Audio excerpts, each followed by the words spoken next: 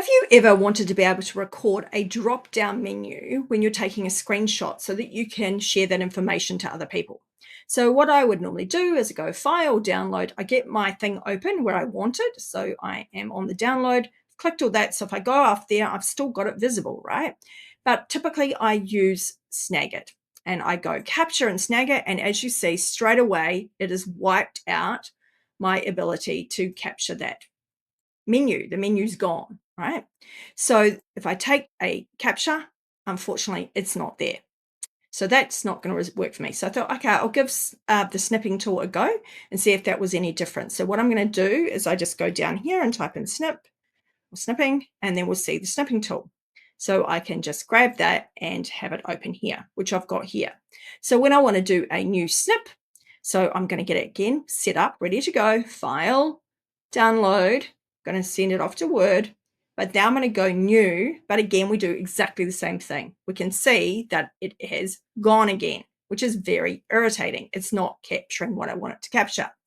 So the way around this is a little workaround for you.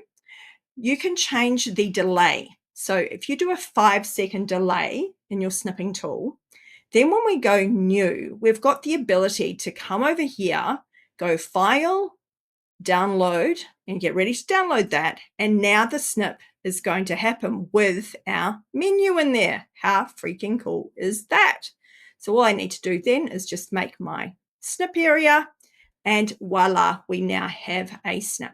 Okay, so that is how you can create that snip that actually has those drop down menus. So now that I can put that into instructions, I can then, edit it and put circles around it and do all that fun stuff so that I can make it work. So obviously I could do this in here potentially as well and go and highlight, that I'm going to do download and we're going to do that. So I could, say that's one of my options, or I could go and do, circles around things or whatever.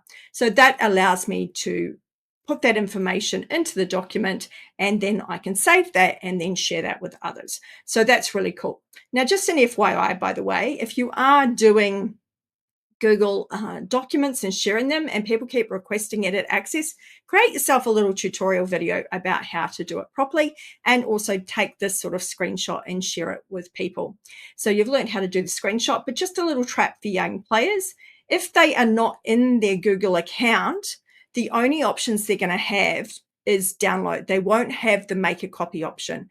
So just remind them that they do need to be signed in to a Google account if they're going to use the make a copy feature. I hope that was helpful. So you've kind of got a twofer, but basically what I really wanted to show you was just how to create this nice little drop-down menu picture. Thanks so much.